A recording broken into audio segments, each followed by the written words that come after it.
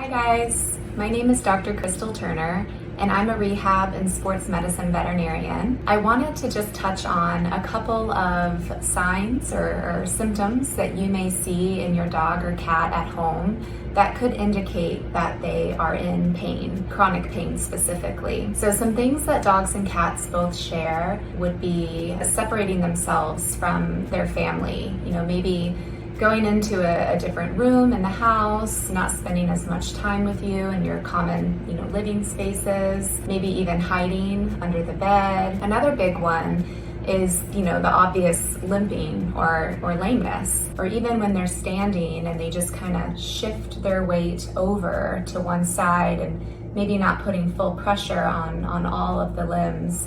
That can definitely be a sign of pain as well. Another common sign would be changes in your animal's posture. For the dog specifically, I oftentimes will see, they have difficulty transitioning from lying down or sitting to standing. They may even, kind of groan, grumble, huff and puff, maybe some panting starts. It just seems like it's a little bit harder for them to, push themselves up. For the cat, it tends to be more avoidance of jumping up or jumping off of things.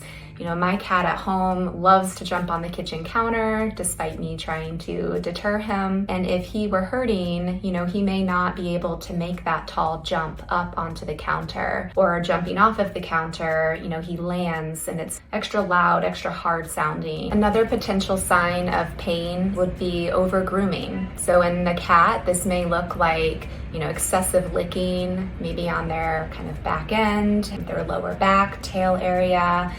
Cats may even start to self-mutilate and pull out their hair. And a lot of times, especially living in Florida with fleas and allergies, this can be an allergic response, an itching response, but it can also be linked to pain. In dogs, we may see something similar.